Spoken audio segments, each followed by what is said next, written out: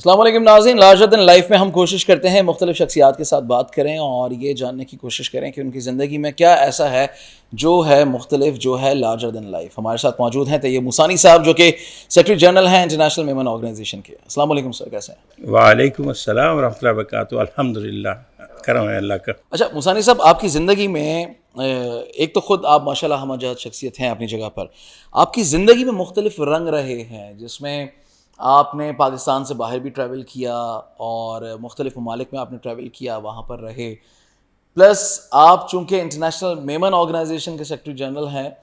Memon normally تو میمنی یا گجراتی زبان بولتے ہیں، مختلف زبانیں آپ نے سیکھیں، تو کیٹیگوریکلی زبانوں والے معاملے میں تو میں آپ سے آگے چل کے بات کروں گا، لیکن اتنے مختلف رنگ آپ کی شخصیت میں کیسے ہیں؟ دراصل میں سوشل ورکر کا حامی زمانے سے رہا، اسکول لائف سے میں نے سوشل ورکنگ کی۔ میں 1971 سے میری سوشل ورکنگ شروع ہوئی ہے، جو آج 51 سال پہ محیط ہے، اور اس سوشل ورک نے مجھے بہت کچھ دکھایا۔ کہتے ہیں رنگ بدلتا ہے آسمان کیسے کیسے، ہمیں حالات کے تحت رنگ بدلنا پڑا۔ کبھی ہم پاکستان میں، کبھی سعودی عربیہ، کبھی کینیڈا، کبھی یو کے، کبھی یو ایس اے، کبھی یو اے ای، ہم مختلف جگہوں پر ہم مختلف انداز میں ہم نے اپنے آپ کو پیش کیا، لیکن ہر رنگ میں ہم صرف بھلائی سوچی، بھلائی کے سوا کچھ نہیں سوچا۔ ماشاء اللہ۔ سعودی عرب کے اپنے سفر کے بارے میں بتائیں۔ سعودی عرب کا سفر بھی ماشاءاللہ ایسا ہی ہوا تھا کہ میں ماشاءاللہ کسی خاتون جو جھاڑو پونچھے کرتی تھی، اس خاتون کے بیٹے کو ہم نے فری میں air conditioning course, welding course کرایا تھا، تو وہ بیچاری کو اتفاق سے اس کے بیٹے کو جاب مل گئی سعودی عرب کی، تو اس بچی خاتون کے پاس 2000 روپے نہیں تھے۔ بڑے بڑے لوگ اس کے رشتہ دار تھے، کوئی دینے کو تیار نہیں تھے۔ میں نے ہماری آرگنائزیشن سے ریکویسٹ کی، تو وہ آرگنائزیشن نے کہا کہ یہ میٹنگ میں، میں نے کہا میٹنگ کی بعد میں میٹنگ میں ہوگا، لیکن ابھی میں دینے کو تیار ہوں، بعد میں اپروول بعد میں کر لیں گے۔ میں نے دیا، وہ بچہ ماشاءاللہ اس کا ریکروٹمنٹ ہوا، وہ ریاض میں گیا، اور ٹھیک 1-1.5 ماہ کے بعد، 2 ماہ کے بعد وہ خاتون ہمارے گھر آئی، اور جو دامن پھیلا پھیلا کے دعائیں دی، اس نے کہا اللہ تمہیں سعودی عرب لے جائے۔ تو میں نے کہا ماں جی کیا کہہ رہی ہیں آپ؟ میری والدہ بھی بیٹھی تھی، میری والدہ کہہ رہی ہیں کہ میں اتنی دعائیں دینے والی بیٹھی ہوں، یہ کون خاتون آ گئی؟ میں نے کہا یہ ہمارے مختلف پروجیکٹس جو ہیں ہمارے، اس میں جھاڑو پونچھا بھی کرتی ہیں، 300 روپے تنخواہ دیتے ہیں ہم ان بیچاری کو۔ کہتے ہیں ہمارے بیٹے نے کہہ دیا میں ہر مہینے آپ کو 15,000 سے 10 سے 15,000 روپے بھیجوں گا ماں، you live like a queen, stop doing all the domestic works, آپ گھریلو کام چھوڑ دیجئے، میں آپ کو بھیجتا رہوں گا، اب آپ گھر پہ بیٹھیے، کچھ نہیں کرنا۔ اس نے جو دامن پھیلا کر دعائیں کی، اس کے ٹھیک 1 سال کے بعد آئی واز ان سعودی عربیہ، الحمدللہ۔ تو کہتے ہیں نا دل سے جو بات نکلتی ہے اثر رکھتی ہے، پر نہیں مگر طاقت پرواز رکھتی ہے۔ تو یہ اس کی دل سے نکلی تھی بات، اور میرا بھی پھر روزی دانہ۔ کس سال کی بات ہے؟ 1983۔ 83۔ میں نے 82 میں ہیلپ کی اس خاتون کی، 83 میں آئی واز ان سعودی عربیہ، الحمدللہ۔ اچھا، یہ جو احساس آج آپ کی زندگی میں آیا ہے، یہ خیال تب سے ہے؟ آپ کو احساس ہو گیا تھا کہ آپ سعودیہ میں ہیں تو کیوں ہیں؟ سرکار میرا تو آپ ڈی پی دیکھیے، جب سے موبائل آیا، پہلے تو موبائل نہیں تھا، تو میں نے ڈی پی پہ یہی لکھا ہوا ہے زمانے سے، ڈو گڈ ہیو گڈ، کر بھلا ہو بھلا۔ تو بھلا کریں گے آپ انشاءاللہ، ضروری نہیں جس وے پہ آپ نے بھلا کسی کا کیا اسی انداز میں آپ کا بھلا ہو، کسی اور ذریعے سے آپ کا بھلا ہو جاتا ہے، آپ کو پتہ بھی نہیں لگتا۔ وہ سارا اللہ تعالیٰ کی ذات ہے، وہ دیکھ رہی ہے، ہمارے دلوں کا حال وہی جانتے ہیں، اور اسی حساب سے آپ کا بھلا ہو جاتا ہے، آپ کو پتہ بھی نہیں لگتا۔ تو یہ احساس مجھے بچپن سے ہے کہ میں، اور مجھے یقین کریں مجھے اتنا اطمینان اور خوشی ملتی ہے اگر کسی کی میں مدد کرتا ہوں۔ حالانکہ میں نے مدد اپنی جیب سے کبھی کسی کی نہیں کی، لیکن میں نے جو لوگ ماشاءاللہ مخیر حضرات ہیں ان کے پاس میں جا کر جب بیٹھ گیا، تو انہوں نے کہا بھائی مجھے پتہ ہے کہ اپنے لیے کبھی تم نہیں آئے، تو میں نے ان سے کہا بھائی فلاں کے لیے یہ کرنا ہے، فلاں کے لیے وہ کرنا ہے۔ حتیٰ کہ کراچی یونیورسٹی میں کچھ بچے، کوئی زولوجی سیکشن میں تھا، کوئی اکنامک سیکشن، انہوں نے سوسائٹیاں بنائی تھیں، وہ بھی مجھے اپروچ کرتے تھے کہ ہمارے لیے لائبریری کے لیے کچھ کتابیں لینی ہیں۔ سیٹ کے پاس لے جاتا کسی، 2000، 1000، 5000 روپے ان کو چاہیے، کتابیں دلوا دیں یا پیسے دے دیے، تو میں یقین کریں اسی طرح ہیلپ کرتا رہا، میں برج بنتا تھا عموماً۔ اور تمام جتنے ہمارے سیٹھ لوگ ہیں میمن برادری، because I belong to Memon community, تو میمن برادری کے سیٹھ عموماً مجھے جانتے ہیں کہ بھائی یہ آدمی کسی کے لیے ہی آتا ہے، اپنے لیے کبھی نہیں آتا۔ اچھا، اگر آپ مجھے اجازت دیں، مخیر تو میمن حضرات ہوتے ہی ہیں، میں کراچی والا ہوں، مجھے پتہ ہے کراچی میں جتنے بھی مخیر حضرات ہیں اس میں بہت ساری اور کمیونٹیز بھی ہیں، آلموسٹ تمام کراچی والوں میں یہ جو خدمت کا جو جذبہ ہے یہ تو ہے ہی ہے، لیکن اس میں بہت بڑا ہاتھ میمن کمیونٹی کا ہوتا ہے۔ لیکن ساتھ ساتھ یہ جو ایک عذرائے تفنن اگر میں آپ سے پوچھوں کہ میمن کہتے ہیں ذرا ہاتھ کھینچ کے بھی چلاتے ہیں، تو ایک سختی سے ہاتھ چلانے والا یا سختی سے اپنی جیب کو رن کرنے والا شخص پھر ساتھ ساتھ چیریٹی بھی کرتا ہو, ویلفیئر بھی کرتا ہو, یا اگر آپ اجازت دیں میں صرف آپ ہی سے ہوں تو میں آپ سے چھوٹا, لیکن اگر آپ مجھے اجازت دیں میں یہ کہوں کہ ایک کنجوس شخص اگر کھلا ہاتھ اور کھلے دامن کے ساتھ, کھلی جیب کے ساتھ اگر خرچ کرتا ہے تو یہ تضاد ہے یا یہ کوئی فن ہے؟ سر یہ نہ تضاد ہے نہ فن ہے, یہ لوگوں کی دماغ کی اختراع ہے. اچھا, ایسا کچھ بھی نہیں ہے. اختراع اس لیے میں آپ کو بتا رہا ہوں کہ یقین کریں سعودی عرب میں بہت کام کیا. 12 سال تک میں جنرل سیکرٹری رہا میمن ایسوسیشن سعودی عربیہ, ماسا اس کا سیکرٹری جنرل رہا. اور وہاں سعودی عرب میں it's not legal to do all these things. میں نے کر کے دکھایا, کیا, اللہ کا کرم ہے, اور میں حوالے کر کے آیا جب وہاں سے چلا. وہاں پہ چیریٹی اور ڈونیشن کی اجازت نہیں, وہاں آپ organization N G O not allowed, N G Os آپ نہیں کھول سکتے, وہاں کچھ بھی نہیں اس قسم کی, آپ پرائیویٹلی کر سکتے ہیں. تو ہم نے پرائیویٹلی اتنا کیا وہاں کہ کونسل جنرل سے لے کے ایمبیسی, پاکستان ایمبیسی پوری مجھے جانتی ہے, ابھی بھی جانتی ہے, کونسل جنرل سے لے کے وہاں کے پیون تک سب مجھے جانتے ہیں. تو وہاں ہوا ایسا کہ جب ہم نے بہت کام کیا, لوگوں کو پتہ لگا کہ ہم بہت کچھ کر رہے ہیں, کیونکہ سعودی عرب جانا مطلب یہ نہیں کہ ہر آدمی شیخ ہے, نو, وہاں بھی ضرورت مند بے حساب لوگ ہیں, ہم نے مدد کی. تو آل آف سڈن مجھے کال آئی ایک دفعہ سعودی ریڈیو سے, اردو چینل تھا ان کا, وہاں خلیق اللہ صاحب تھے میرا خیال, انہوں نے کال کیا, ان کا طیب مسانی صاحب. میں نے کہا جی طیب مسانی صاحب آپ سے انٹرویو کرنا ہے, مجھے چند سوال کرنے ہیں, آپ ویلفیئر کے بڑے کام کر رہے ہیں یہاں سعودی عرب میں, پتہ لگا. میں نے کہا جی کیجئے. انہوں نے ایک سوال کیا, دوسرا کیا, سب کے جواب دیے. ایک سوال جب کیا ایسا لگا کہ آپ ہی کے سوال سے ملتا جلتا, انہوں نے جیسے کوئی دم پہ پاؤں رکھ دیا ہو. انہوں نے کہا سر میرا اندازہ ہے کہ میمن لوگ اپنی ہی کمیونٹی کے لمیٹڈ لوگ ہیں اور کنویں کے مینڈک ہیں, اپنے ہی لوگوں کا بھلا کرتے ہیں, دوسروں کو دیکھتے ہی نہیں ہیں. Very good. میں نے کہا سر ٹھیک ہے, اب کیا کہنا چاہتے ہیں, میں جواب دینا شروع کروں تو آپ کے پاس پین ہو تو لکھنا شروع کریں. تو کہتے نہیں سر آپ بولیے, آپ کو اجازت ہے. میں نے کہا میں شروع کروں گا عبدالستار ایدھی سے, کہ کیا عبدالستار ایدھی نے صرف میمنوں کا بھلا کیا؟ کیا جتنے یتیم خانے کھلے ہیں اس میں میمنوں کے بچے ہیں؟ کیا جتنے شفا خانے اس میں میمنوں کے لوگوں کو علاج دیا جاتا ہے؟ ہماری ہاسپٹلس میں میمنوں کا علاج ہو, ہماری اسکولوں میں میمن بچے پڑھتے ہیں, ہماری کالج میں میمن بچے پڑھتے ہیں, ہمارے جو دارالامان ہیں, جو خواتین جو گھر سے فرار ہوتی ہیں یا بے گھر ہو جاتی ہیں, ان کو جو دیتے ہیں وہاں پر پناہ, کیا وہ میمن ہی ہوتی ہیں؟ یہ کرتا ہوئے چلا گیا, 15 جگہ پہنچا تو روک دیا. سر میں سمجھ گیا. میں نے کہا کس طرح کی بات کرتے ہیں, چھوڑیے, دنیا بھر میں میمن لوگوں کے لیے کرتے ہیں, یہ تو کنفرم ہے, لیکن یہ آپ لوگوں نے یہ جو باتیں بنائی ہیں کہ ہم صرف میمنوں کی بھلا کرتے ہیں, دس از ناٹ رائٹ. سعودی عرب میں ایمنسٹی اناؤنس ہوئی 1999 میں یا سم تھنگ لائک دیٹ. تو ایمنسٹی جب اناؤنس ہوئی تھی 2000 سم تھنگ میں, تو اس وقت ہم نے سوڈانی اور صومالیوں کو ہیلپ کی کہ وہاں کفیل تلاش کرنے کا چلا. گورنمنٹ نے کہا کفیل اپنے تلاش کرو اور اپنا روزگار حاصل کرو.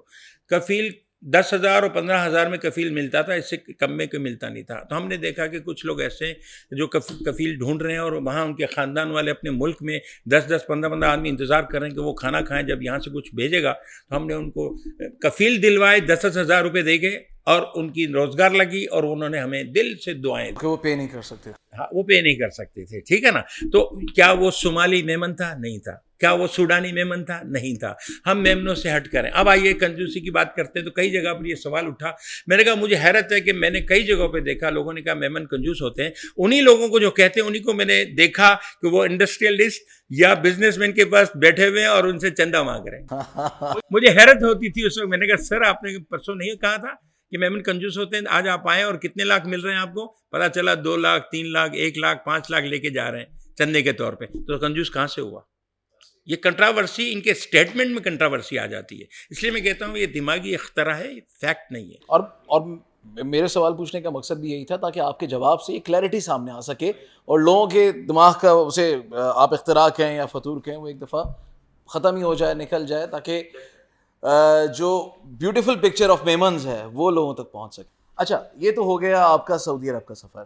ساتھ ساتھ یہ بتائیں کہ سعودی عرب میں رہتے ہوئے پاکستانی کمیونٹی جو آلریڈی وہاں پر رہ رہی ہے, گزشتہ تقریباً کوئی 30-40 سالوں سے تو آپ پاکستانی کمیونٹی کے ساتھ انٹیکٹ بھی ہیں, آپ کا انٹریکشن بھی چلتا رہتا ہے, اور آپ نے بتایا کہ مختلف ایونٹس بھی آپ وہاں پہ آرگنائز کرواتے رہتے ہیں. تو پاکستانی کمیونٹی وہاں پر کتنی زیادہ متحد اور کتنی زیادہ اسٹیبل ہے؟ ماشاءاللہ پاکستانی کمیونٹی کا سلسلہ یہ ہے کہ 10 to 20% ٹاپ مینجمنٹ میں ہوا کرتے تھے, اینڈ 20% مڈل مینجمنٹ اور باقی آلموسٹ 60% لیبر طبقہ وہاں پر ہے، جو لیبر کی جاب پہ لوگ جاتے ہیں اور بہت چھوٹی تنخواہ پر ہوتے ہیں وہاں پر. تو میں مڈل مینجمنٹ سے میرا تعلق بھی رہا ہے، اور ٹاپ مینجمنٹ سے کے پاس جاتے جاتے ہم نے اب ریٹائرمنٹ ہو گیا ہمارا اور ہم فارغ ہوئے. تو ہماری ٹاپ مینجمنٹ میں اب لوگ پاکستانی واپس جا چکے ہیں، اس لیے کہ وہاں سعودیزیشن ہر چیز میں سعودی کوئی بھی جاب ہو ٹاپ مینجمنٹ کی، اس میں سعودیوں کو لایا جا رہا ہے، اور جو غیر سعودی ہیں ان کو فارغ کیا جا رہا ہے. تو مسئلہ یہ ہے کہ ہمارے جتنے بھی بیچارے لیبر طبقہ ہے نا، ان کو کئی مشاکل وہاں پر پیش آتی ہیں، نو ڈاؤٹ، اور ہم نے مدد کی ہے. وہاں کم سے کم 14 سوشل آرگنائزیشنس کام کر رہی تھی، لیکن 14 میں سے تقریباً میں سمجھتا ہوں 10 تو آن پیپر ہی تھیں، جن کو ریلیشن شپ قائم کرنی تھی کونسل جنرل سے یا کوئی ایمبیسی سے، تاکہ لوگوں کو کام کرا سکے. ہر حال میں وہ بھی کچھ نہ کچھ کام کرتے تھے. لیکن ہم نے میمن آرگنائزیشن جو اسٹیبلش کی 23 اپریل 2008 کو، اللہ گواہ ہے ہم نے جو کام کر دکھایا وہ سب دھنگ رہ گئے. حتیٰ کہ مجھے یاد ہے کہ ہمارے فورن منسٹر شاہ محمود قریشی صاحب نے یہاں سے منسٹری فورن افیئر سے ہمیں سرٹیفکیٹ بھیجا میمن حسین سعودی عربیہ کے نام پہ، کہ بھائی انہوں نے کووڈ کے دوران جتنا کام کیا اتنا سعودی عرب میں کسی نے کام نہیں کیا. تو ہمیں اپریسیشن ملا، اور ہمارا انٹریکشن ہر پاکستانی سے، ناٹ میمن اونلی، یاد رکھیے گا ہم نے جب کووڈ میں کام کیا ہے تو وداؤٹ ڈسٹنکشن کیا، بلا امتیاز کیا ہے، اور ہر ایک سے کوآرڈینیشن. اللہ کا کرم ہے جدہ میں اتنا عرصہ گزارا کہ مجھے صرف جدہ سے ریاض تک کئی لوگ میمن تو خاص کر کے مجھے جانتے ہیں کہ میں نے کیا کام کیا ہے، کیونکہ وہاں تو ایک وقت تھا کہ 8-10 آدمی جمع کرنا بھی بڑا مشکل تھا، اور وہ قانون کی نظر ہو جاتے تھے. لیکن ہم نے بہت کچھ کر کے دکھایا، ہماری انٹروگیشن بھی ہوئی، ہماری انویسٹیگیشن بھی ہوئی، لیکن دیکھا یہ بندے تو ویلفیئر کام کرتے ہیں، یا پھر یہ اپنی ساتھ جس کو جوڑتے ہیں اس کی بھلائی کا کام کرتے ہیں. تو انہوں نے ہمیں کچھ نہیں کہا، کرتے رہیں آپ بھلائی کے کام، کوئی مسئلہ. اچھا، پاکستان کے انڈسٹریلسٹ کے ساتھ بھی آپ کا تعلق ہے، جو بزنس کمیونٹی ہے، جو یہاں پر کاروباری شخصیات ہیں، ان کے ساتھ آپ ملتے جلتے رہتے ہیں، کیا تاثرات ہیں ان کے، اور پاکستان کے بارے میں وہ کیا سوچ رہے ہیں؟ ہم بطور قوم اور بطور ایک نیشن، یا پھر اگر اکانومی کے حوالے سے میں آپ سے پوچھوں ہماری معیشت کس جانب جا رہی ہے، ہم کس جانب جا رہے ہیں، پاکستان کی جو بزنس کمیونٹی ہے وہ کس جانب جا رہی ہے؟ ڈیفینیٹلی آپ کا کوشچن بہت ہی امپورٹنٹ ہے، اور میں سمجھتا ہوں کہ ہر آدمی اسی سوچ میں ہے، اسی سوچ میں مبتلا ہے کہ ہمارے ملک پاکستان، ہر دل عزیز ملک ہمارا ہے، مادر وطن ہے، اس میں اکنامی کی کیا پوزیشن ہے. ہمارے جتنے بھی بزنس مین ہیں وہ کافی دل برداشتہ ہو چکے ہیں. ہمارے بڑے بڑے جتنے انڈسٹریلسٹ ہیں، ہماری انڈسٹریاں بھی مائیگریٹ کر رہی ہیں، یہاں سے دوسرے ملکوں میں جا رہے ہیں، ہمارے بزنس مین اس میں حقیقت ہے؟ اور یہ فیکٹ ہے، یہ حقیقت بھی ہے. کیونکہ ریسنٹلی میں 2 انڈسٹریلسٹوں سے میری بات ہوئی، انہوں نے کہا کہ بھائی ہم تو راستہ دیکھ رہے ہیں یو اے ای کا، یا پھر ہم کہیں اور نیروبی ہے، کینیا ہے، وہاں جانے کا، یا ملیشیا وہاں جانے کا، جہاں ہمیں فیسلٹیز ملیں گی وہاں جائیں گے. اس لیے کہ ملک پاکستان میں جو سچویشن ابھی اکنامک کی جو سچویشن ہے وہ ناقابل برداشت ہے. اسپیشلی ہمارا غریب طبقہ بہت پس گیا ہے. حالانکہ مہنگائی تو پوری دنیا بھر میں آئی ہے، لیکن یہاں مہنگائی ٹوٹلی ڈفرینٹ انداز سے مہنگائی چل رہی ہے. یہاں پر ہمارا جو پیٹرول کا سلسلہ ہے، وہ پیٹرول نے تو مہنگائی کی، لیکن سچی بات بتاؤں آپ کو، ہماری انسٹیبلٹی جو ہے، یعنی ہماری اسٹیبلٹی گورنمنٹ کی نہیں ہے، یہ مہنگائی کا بیسک ایلیمنٹ ہے.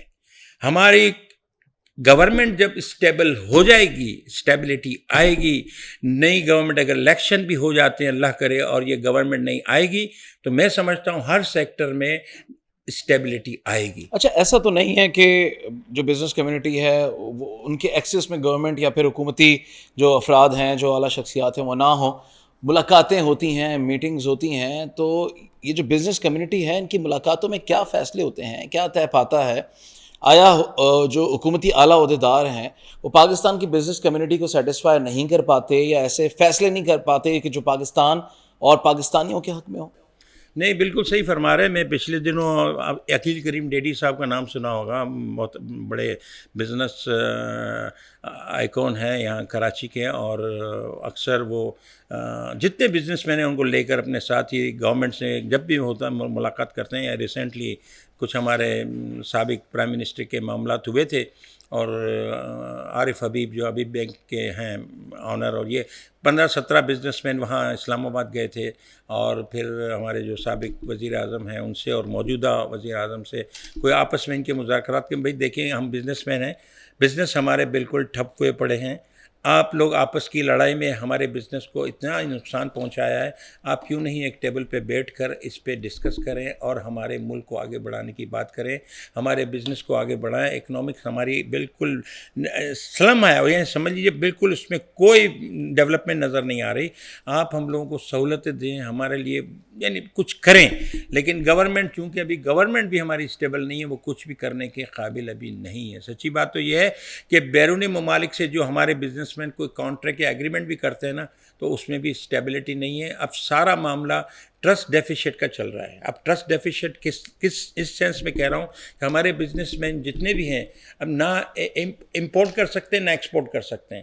اگر ایکسپورٹ کرتے ہیں تو وہ باہر کی جو کمپنیاں وہ ٹرسٹ نہیں کر رہے ہیں، امپورٹ کرتے ہیں تو وہ ایڈوانس میں سارے اتنا پیسہ مانگتے ہیں، ڈالرز کی پوزیشن آپ کے سامنے ہے، تو ایک لمحے میں ڈالر لوگوں کو لاکھوں کا نقصان کرا دیتا ہے جب اپ اینڈ ڈاؤن ہوتا ہے۔ تو ہمارے بزنس مین کئی سفر کر رہے ہیں، اس پہ کوئی شک نہیں ہے۔ اب سارا معاملہ یہ کہ ہماری جب تک حکومت اسٹیبل نہیں ہوگی ہماری سوسائٹی بھی اسٹیبل نہیں ہوگی، ہمارا معاشرہ بھی اسی طرح چلتا ہے۔ آپ کوئی گڈ نیوز دے سکتے ہیں کہ کون سا دن، کون سا مہینہ، کب تک صورتحال بہتر ہو جائے گی؟ میں تو اتنا کہوں گا کہ دیکھیے یہ سب سے پہلے تو میں ان سے کہوں گا اگر ایک گھر ہی ہم سمجھتے ہیں، ایک فیملی سمجھتے ہیں پاکستان کو، تو ہیڈ آف دا فیملیز کو بیٹھ کر ایک ٹیبل پہ بات کرنی ہوگی کہ کس طرح اس فیملی کو آگے بڑھانا ہے۔ اب میں آپ کو گڈ نیوز دوں گا تو یہی گڈ نیوز ہوگی کہ جتنا جلد الیکشن ہو جائے اور ایک ٹریک پہ چڑھ جائے گورنمنٹ ہماری، جس سے دنیا کے تمام ممالک ایگریمنٹ کر سکیں، ان پہ ٹرسٹ کر سکیں، اور ان کو اگر فائنانسنگ چاہیے فائنانسنگ کر سکیں۔ باہر کے بہت سے لوگ انتظار کر رہے ہیں کہ پاکستان میں اسٹیبلٹی آئے گی تو ہم آ کے انویسٹمنٹ کریں گے، وہ ابھی نہیں آ رہے۔ آپ دیکھ لیجئے کہ ریئل اسٹیٹ کا کیا ہو گیا ہے، پوری طرح یعنی سمجھ لیجئے کریش ہو گئی ہے ریئل اسٹیٹ کی مارکیٹ۔ جہاں مجھے پتا ہے، مجھے بھی تجربہ اس کا ہوا ہے کہ میں نے کوئی پراپرٹی لی تھی جو فار ایگزامپل 1-2 کروڑ کی، تو آج وہ 1.5 کروڑ کی ہو گئی ہے، آج سا مجھے لگ رہا ہے 1 کروڑ کی ہو جائے گی۔ تو یہ اتنا بڑا ڈراپ ہے، اتنا سیٹ بیک آیا ہے اسپیشلی ریئل اسٹیٹ سیکشن میں یا اس انڈسٹری میں جو ناقابل برداشت ہے۔ اسی لیے میں کہتا ہوں ایک غریب آدمی نے بھی کوئی مکان خریدا یا کوئی زمین لی ہو، یا اب وہ مکان نہیں بنا سکتا، اس لیے کہ آئے دن کنسٹرکشن کی کوسٹ بڑھ رہی ہے، زمین کی کاسٹ بھی بڑھ چکی ہے، لیکن معاملہ کیا ہے کہ ان کے پاس کوئی ایسے سورسز نہیں ہیں کہ جس کو آگے بڑھائے۔ فائنانسنگ کی بھی وہ بند کیا ہوا ہے بینک نے کہ فائنانسنگ ورنہ ہاؤس فائنانسنگ ہوتی تھی، لوگ آگے بڑھتے تھے، کچھ بھی نہیں ہو رہا، سارا معاملہ ابھی سمجھیے پاز پہ ہے۔ یہ جب الیکشن ہو جائیں گے سارے معاملات بالکل سیٹل ہو جائیں گے، یہ سارا جھاگ بیٹھ جائے گا، جب جا کے ہم اپنے ٹریک پہ چڑھیں گے۔ ادروائز ہم اسی قسم پرسی کی حالت میں رہیں گے اور معلق رہیں گے، پینڈولیم بنے ہوئے زمین و آسمان کے بیچ میں، ہماری کوئی اسٹیبلٹی کہیں نظر نہیں آ رہی۔ جب صاحب ایک کام کرتے ہیں، ذرا اب کچھ لائٹر نوٹ پہ بات کرتے ہیں تاکہ لوگوں کو کچھ پازیٹیو باتیں بھی ان تک پہنچائیں اور وہ کہیں بالکل ہی نا امید نہ ہو جائیں۔ مجھے یہ بتائیں کہ آپ سے اس پوڈ کاسٹ سے پہلے جب میں بات کر رہا تھا تو مجھے پرسنلی بھی پتہ ہے، آپ سے گزشتہ کچھ دنوں سے ہم جب متواتر آپ کی کچھ چیریٹی اور ویلفیئر کی جو ایکٹیویٹیز ہیں اس بارے میں بات چیت ہوتی رہی، تو آپ نے بتایا کہ آپ اسکول لائف میں جب آپ 9ویں اور میٹرک میں تھے تب سے آپ یہ کام کر رہے ہیں۔ کچھ ہمارے ناظرین کے لیے، کچھ ہمارے لیے، میرے لیے موٹیویشن کے لیے بتائیں کیسے کرتے تھے آپ یہ سب؟ ماشاءاللہ، سب سے پہلے تو یہ کہ آپ نے ایک نا امیدی کا ذکر کیا تو مجھے علامہ اقبال کا شعر یاد آ گیا جی کہ نہیں ہے نا امید اقبال اپنی کشت ویراں سے، ذرا نم ہو تو مٹی بڑی زرخیز ساکی۔ تو ذرا سا کام کرنے کی بات ہے، مٹی بڑی زرخیز ہے، نو ڈاؤٹ، اس میں ہم بہت کچھ کر سکتے ہیں۔ اب آپ آئیے اپنے میری سوشل لائف کی طرف آپ آ گئے، ماشاءاللہ سوال آپ نے بہت زبردست کیا ہے جس پہ میری پوری زندگی محیط ہے آپ کے سوال پہ۔ میں 1971 میں 9ویں جماعت کا اسٹوڈنٹ تھا، 72 میں نے میٹرک کیا، 71-72 کے بیچ سے میں نے میٹرک کیا ہے۔ صحیح۔ اور سمجھ لیجئے 1970 آپ کہہ سکتے ہیں کہ 70-71 میں میں نے کام شروع کیا۔ وہ کام یہ تھا کہ اسکول کا اسٹوڈنٹ ہوتے ہوئے میں نے عید کے دنوں میں قربانی کی کھالیں جمع کی، کبھی ہاتھ میں اٹھائی، کبھی کاندھوں پہ اٹھائی، نئے کپڑے پہنے ہوئے اور اپنے والدین کی ڈانٹ ڈپٹ بہت کھائی، لیکن میں نے نہیں چھوڑا۔ پتہ نہیں اس وقت مجھے کیا اللہ کی طرف سے تھا یا کہاں سے آیا، یہ ایک طرح سے مجھے نشہ ہو گیا کہ مجھے بھلائی کے کام کرنے ہیں۔ اور اس کھالوں کے پیسوں سے جو ہماری جماعت کے لیے جمع کرتا تھا میں، ان پیسوں سے غریب بچوں کی اسکول کی فیسیں ادا کی جاتی تھی، یونیفارم دیے جاتے تھے. وہ مجھے بہت اچھا لگتا تھا کہ یہ اچھا ہم پیسے جمع کر کے دے رہے ہیں آرگنائزیشن کو. اچھا. فیسیں وغیرہ بچوں کی جمع. جب سے میرے دل میں بہت ہوا کہ ہم لوگوں کا بھلا کریں، کیونکہ اسکول لائف میں نے ایک علامہ اقبال کی نظم تھی ہمدردی. ٹہنی پہ کسی شجر کی تنہا بلبل تھا، کوئی اداس بیٹھا، کہتا تھا رات سر پہ آئی، اڑنے چوکنے میں دن گزارا، پہنچوں گا کس طرح حاشیہ پر، ہر چیز پہ چھا گیا اندھیرا. یہ کرتے کرتے آخری جو شعر ہے نا وہ میری زندگی کو سمجھ لیجیے انمول کر گیا.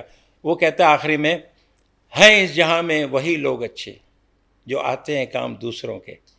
کیونکہ یہ اس کی بلبل کی اور جگنو کی بات چیت تھی. آخری میں وہ کہتا ہے، جگنو کہتا ہے، میں حاضر ہوں مدد کو جان و دل سے، اگرچہ ہوں کیڑا ایک ذرا سا. چھوٹا سا کیڑا ہوتے اس نے بلبل کی مدد کی اور اس کو راستہ دکھایا اور اپنی منزل پہ پہنچایا. اسی طرح اس آخری شعر نے مجھے ہلا دیا. میں نے کہا واقعی ہے نا. اور کئی جگہ میں نے دیکھا ہے کہ وہ ہے زندگی کا مقصد اوروں کے کام آنا، ہے نا. تو میں سمجھتا ہوں کہ جو اپنے لیے جیتا ہے وہ زندگی نہیں ہے، دوسروں کے لیے جینا جو سیکھتا ہے وہی اصل زندگی ہے. اگر آپ پیٹ بھرا ہوا آپ کا اور پڑوسی آپ کا بھوکا ہے تو آپ کے جینے پہ مجھے حیف ہے. وہ جینا نہیں ہے. ایک میمنوں کا ایک کہوں گا کہ ایک خاصہ ہے کہ میمن پیٹ میں نہیں ڈالے گا، اڑوس پڑوس میں دیکھے گا اس کے پیٹ میں ہے کہ نہیں لوگوں کے. لوگ کئی اس بات پہ ناراض ہو جائے. میں نے کہا بھائی میں میمنوں کی بات کر رہا ہوں، میں کسی کا نام نہیں لے رہا، کوئی اور آدمیوں کا. دوسری پہ کمیونٹی بھی کرتی ہوں گی، لیکن میمنوں کا یہ خاصہ ہے کہ جہاں بھی جاتے ہیں مسجد بنائیں گے، مدرسہ بنائیں گے، سرائے ہوگی، وہاں پر لوگوں کا یتیم خانہ ہوگا، یہ چیزیں وہاں آباد کرتے ہیں. اور دوسرا میمن جہاں بھی جاتا ہے نا وہ اپنے ہاتھ کو بھی کھلا رکھتا ہے. بھلے وہ جو بھی ہے، لوگ ٹھپا لگاتے کہ ہم لوگ خرچ نہیں، ہم خرچ بہت کرتے ہیں لیکن دوسروں کے لیے کرتے ہیں. ممکن ہم اپنے لیے نہ کریں لیکن دوسروں کے لیے ہم بہت خرچ کر دیتے ہیں. اللہ گواہ ہے کہ جتنے بھی ہمارے سوشل ادارے ہیں اس میں میمن ہی لوگ پیسے کو، باہر والے تھوڑی آنکھیں میں پیسے دیتے ہیں. ہم کروڑوں روپے، آپ چلے جائیے، آپ پورے کراچی نہیں پورے پاکستان میں دیکھیے، بلکہ دنیا میں جائیے. ہم ایک کام کرتے ہیں نا، پوری دنیا میں چلے جاتے ہیں. یہ جو انٹرنیشنل میمن آرگنائزیشن ہے یہ کیسے کام کرتی ہے، اس کے آپریشنز کے بارے میں بتائیں. بہت زبردست. آپ کا سوال اب بالکل وہ لوکل لیول سے لے کے انٹرنیشنل لیول پہ آ گیا سوال آپ کا. دیکھیے ہماری IMO ہے انٹرنیشنل میمن آرگنائزیشن. یہ آج سے ٹھیک 5 سال پہلے بنی. اس کا میں فاؤنڈنگ ممبر ہوں. We are 5 members who founded this. اور یہ 1938 میں قائم کی گئی تھی. اچھا. IMO 1938 میں، انڈیا پاکستان کے پارٹیشن سے پہلے. اور اس میں 11 کونسل کے ارکان تھے. اس میں ایک امپورٹنٹ رکن کون تھا، آپ سن کے تعجب ہوگا آپ کو، جو پاکستان مائگریٹ کر کے آیا 1947 کے بعد. وہ تھے سر حاجی عبداللہ ہارون. نام سنا ہوگا. بالکل. ان کا خاندان، ان کے جتنے بھی محمود ہارون، سعید ہارون، ان کے جتنا خاندان، عبداللہ ہارون کا خاندان، وہ گورنمنٹ میں بھی رہا، کمیونٹی میں بھی رہا، سوشل فیلڈ میں بھی رہا، ہر ایک کی ہیلپ کرتا رہا. ایجوکیشن بھی ان کے، جیسے سر عبداللہ ہارون کالج ہے، اسکول ہے، اور ان کا مقبرہ بھی عبداللہ ہارون کالج کے باہر ہی ہے، سمجھے نا. تو یہ وہاں رکن تھے ایگزیکٹو کونسل کے 11 ارکان میں سے. پھر جب پارٹیشن کا سلسلہ چلا تو یہ پاز میں چلی گئی IMO. پھر اس کے بعد ابھی ان کا جو چیئرمین تھے ان کے سیٹھ عبد الرحمن گڑا والا صاحب، جو سمجھیے اس زمانے کے واقعی سیٹھ ہی تھے. جانو حسن ان کا فیملی نیم تھا. ان کا پوتا دبئی میں ہے زمانے سے، عبداللہ جانو حسن گڑا والا صاحب.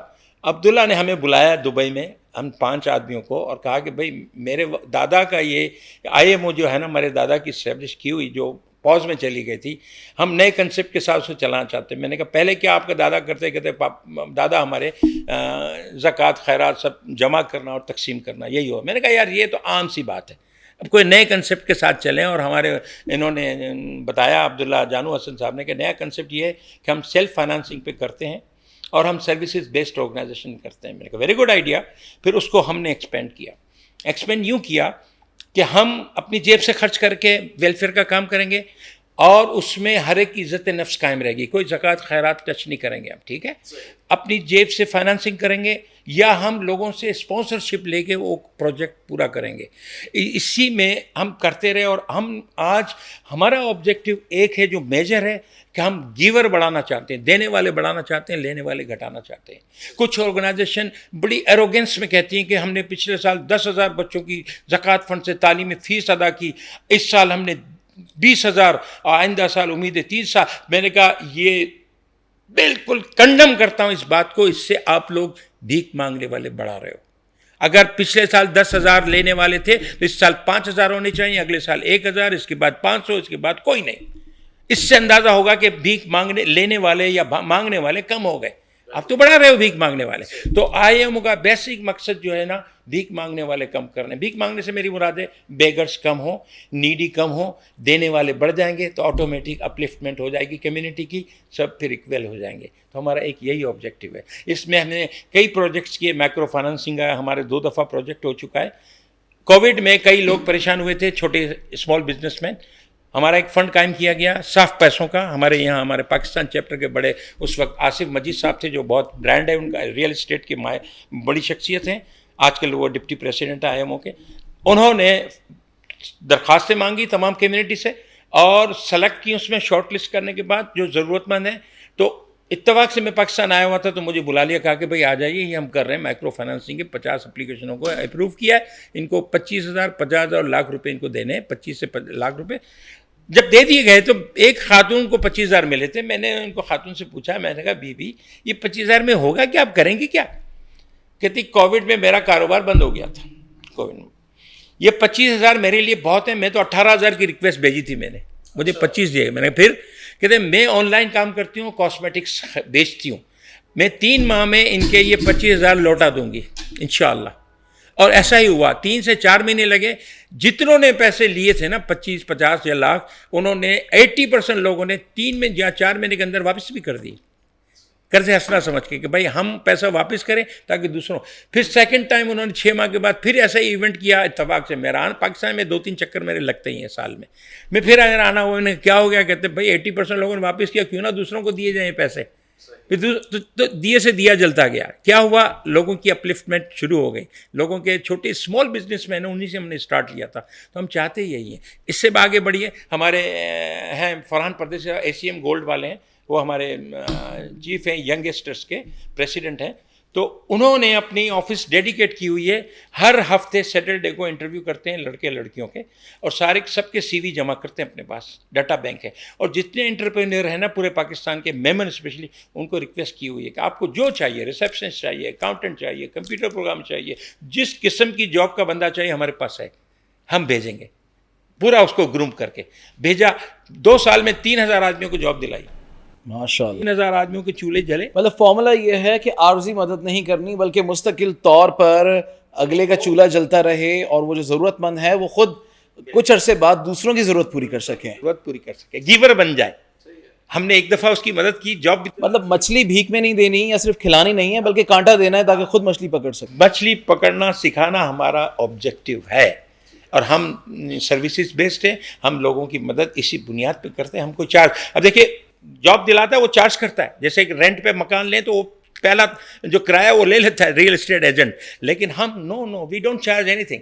انہوں نے ڈیڈیکیٹ آفس کی ہوئی ہے, 3 آدمی بیٹھتے ہیں آنرری, جو پروفیشنلس ہیں وہ انٹرویو کرتے ہیں, اور ہم اس طرح سے لوگوں کو جاب دلاتے ہیں. تو ہم وی ڈونٹ چارج اینی بڈی. تو یہ ایک سروسز بیسڈ ہو گیا نا. اسی طرح کیریئر گائیڈنس کا پروگرام کرنا ہے فار ایگزامپل, تو ہم کسی سے اسپانسرشپ لے لی, 2-4 لاکھ جو بھی خرچ ہوئے انہوں نے کہا ہم دے دیں گے, بچوں کو آپ ڈیولپ کرو, صحیح راستے پہ چڑھاؤ. تو یہ سارے کام کر رہے ہیں. پچھلے دنوں CPLC کے وہ آئے ہوئے تھے فرحان پردیس صاحب کے آفس میں. ان سے ہم نے کیا کہا پتہ ہے, ہمارے چیف نے بھی کہا کہ اگر کوئی میمن بچہ CPLC پولیس لائزن آفس کے ہاتھ میں آ جائے, میمن بچہ ینگ ہو, ہمیں فوراً بلائیے. ہم اس سے پوچھیں گے کس مجبوری کے تحت اس نے جرم کیا ہے, اس کی اس مجبوری کو ہم پورا کریں گے, اس کی ساری ضرورتیں پوری کریں گے, اس کی سہولتیں دیں گے تاکہ وہ آگے چل کے اچھا انسان, اچھا شہری بن جائے. اب تو انہوں نے اپریشیٹ کیا. انہوں نے کہا ہم کسی پہ بھی اگر اس قسم کے لڑکے کو دیکھا, پہلے ہم آپ کو انفارم کریں گے, اس بچے کی آپ گرومنگ کریں, اس کو آپ صحیح راستے پہ لے آئیں. تو یہ کام ہمارا ہے. ہم بغیر خرچ کے, دیکھیے زکوٰۃ خیرات اس سے نارمل, اب میں 10 آدمیوں سے زکوٰۃ لی, کسی غریب کو دے دی, it's not a big deal. Big deal وہ ہے کہ آپ پرماننٹ سولوشن دیجیے. ٹھیک ہے. اسی لیے ہم دینے والے بڑھانا چاہتے ہیں, لینے والے گھٹانا چاہتے ہیں. ہمارا مین آبجیکٹیو. اچھا, ایک سوال میرے ذہن میں آپ کے اسکول لائف, اپنے اسکول لائف کے بارے میں آیا کہ آپ نے جب ریٹائرمنٹ کی طرف آپ آئے اور آپ کی ریٹائرمنٹ لائف شروع ہونے لگی, تب آپ نے ایک ایلومنائی بنایا, اور جیسے کہتے ہیں نا کہ جب آپ بڑھاپے کی طرف جاتے ہیں تو آپ بچپنے کی طرف جاتے ہیں, تو کہیں ایسا تو نہیں ہے کہ آپ نے واقعتاً اپنے بچپن کے دور کو ریوائیو کرنے کے لیے اپنے بچپن کے تمام دوستوں کو جمع کرنے کی کوشش کی اور ایک المنائے بنایا؟ یہ کیسے بنا؟ بہت اچھا سوال ہے واللہ, ویری انٹرسٹنگ, نو ڈاؤٹ. اور یہ میں 1971-72 میں فارغ ہوا میٹرک سے, تو میں اس کی ٹھیک 6 سال بعد 78 میں ہم نے ٹرائی کی, کیونکہ اس وقت ہمارے پرنسپل نے مجھے کہا تھا کہ اولڈ بوائز ایسوسیشن بنائیں آپ, تو آپ اسکول کی دیکھ ریکھ کر سکیں گے. اولڈ بوائز ایسوسیشن جیسے علی گڑھ کی ہے, علی گڑھ کی, ایگزیکٹلی, عثمانیہ یونیورسٹی علی گڑھ کی, NAD KU وغیرہ, ٹھیک ہے. تو مجھے کہا, تو میں آلریڈی وہ جانتے تھے کیونکہ میں ہماری بزم ادب کا سیکرٹری بھی تھا اسکول. اچھا, میں وال پیپر نکالتا تھا, میں بہت ایکسٹرا کریکولر ایکٹیویٹیز اسکول میں بھی کی ہیں. شاعری سے شغف تو کافی ہے. کیونکہ میں فرسٹ سیکنڈ تھرڈ کبھی نہیں آیا. اچھا, صحیح. نارمل پاس جو ہوتا ہے نا آدمی 60-70% سے وہ پاس ہوا. لیکن حیرت کی بات آپ کو بتاؤں کہ جب فرسٹ سیکنڈ تھرڈ والوں کو ریسیپشن دیا جاتا تھا, ایوارڈس دیے جاتے تھے, تو اتفاق سے میں بھی وہاں ہوتا تھا. تو کچھ دوست میرے ایسے دوست پیارے, کبھی کبھی کلوز دوست بھی حسد کرنے لگتے ہیں. تو حسد میں اپنی فیملی کو بولتے ہیں, ماں باپ کو, کہ یہ طیب مسانی صاحب فرسٹ سیکنڈ تھرڈ والوں کی رو میں بیٹھے ہوئے تھے وہاں پرنسپل کے ساتھ, یہ تو پوزیشن نہیں لی. لیکن بعد میں پتا چلتا تھا کہ پرنسپل اعلان کرتا تھا کہ پورے اسکول میں ایک شخص ہے جس نے ایک بھی چھٹی نہیں کی. کیا بات ہے, اس کو کہتے ہیں پنکچولیٹی. میں کبھی بھی, وہ ڈسٹنکشن آپ کی تھی کہ آپ ہمیشہ سے پابند رہا, اور میں نے کبھی چھٹی نہیں, نہ کوئی گھٹلا مارا, نہ کبھی غائب ہوا, ہمیشہ میری 100% میری اٹینڈ. اچھا, اس دور میں بھی گھوٹلے مارے جاتے تھے؟ ناظرین, گھوٹلا یعنی جسے آپ ٹلا کہتے ہیں یا بنک کہتے ہیں, کلاس سے بنک کرنا, اسکول سے ٹلا مار کے کہیں آس پاس چلے جانا, یہ 70s اور 60s کے دور میں بھی ہوتا تھا. ٹائم میں کرتے تھے, بالکل ہوتا تھا. ٹائم میں دیوار پھیلاتے تھے. کہاں جاتے تھے؟ بعد جاتے تھے, وہ اپنے گھر چلے گئے یا کچھ کھا پی کے, یا کسی مارکیٹ میں بس تھوڑی سی ہلا گلا کر. اچھا, اس دور میں اگر لیٹ 60s ارلی 70s میں کراچی کی بات کی جائے, یا جہاں پہ آپ کا اسکول حسین آباد میں تھا, جی HCF اسکول ہمارا, تو وہاں حسین آباد میں ویسے ہی رونقیں تھیں جیسے آج میں ایک نائٹ لائف ہے حسین آباد. کریم آباد مارکیٹ بہت مشہور تھی. ٹھیک. اور دوسرا یہ کہ بچے بڑے ایسے تھے کہ شریر, نوٹی بوائز. وہ کیا ہے کہ وائس پرنسپل کی سگنیچر سے باہر جاتے تھے 10 منٹ کے, لیکن وائس پرنسپل کے پاس جاتے ہوئے ڈرتے تھے. وائس پرنسپل کو پتا تھا کون بچہ شریف ہے اور کون شریر ہے. اس شریر کو کبھی بھی چٹ نہیں دیتے تھے باہر جانے کی. تو وہ کیا کرتے تھے, یار نہیں جانا, ہم چلتے ہیں, وہ دیوار تھوڑی نیچے چھلانگتے ہیں, وہ پھلانگ کے اپنے کام نمٹا کے آ جاتے تھے. اور یہ ایسے کام ہوتے تھے قدرتی. اور آپ یہ بھی نہیں کرتے تھے؟ نہیں, اللہ کا کرم ہے, میں نے کبھی اس قسم کام نہیں کیا. میں ایجوکیشن پہ میں بہت زیادہ زور دیا. اور قدرتی میرے اسکول لائف میں جب میٹرک تک تھا تو میرا بھائی, میرا جو انتقال کر کے میرے بڑے تھے, 3 سال بڑے تھے میرے, وہ آئیڈینٹیکل تھے.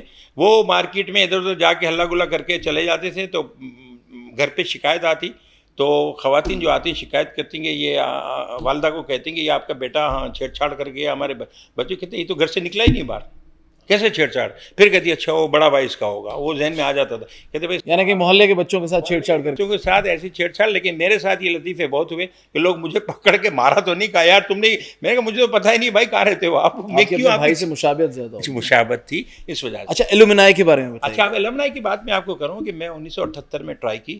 40 اسٹوڈنٹس میں نے جمع کیے جو میرے ساتھی تھے اور ڈفرینٹ لوگ تھے. تو اس وقت ایک ذرا کھلنڈرا قسم کا, ایسے آج کل جیسے ہوتے ہیں نا کہ کسی کی یعنی وداؤٹ ریکوائرڈ اننیسیسری انٹرپشن کرنا, اننیسیسری کوئی کام نہ کرنے دینا, یعنی حسد, رنجش, عداوت, جذبات کوٹ کوٹ کے لوگوں میں بھرا ہوا ہے نا.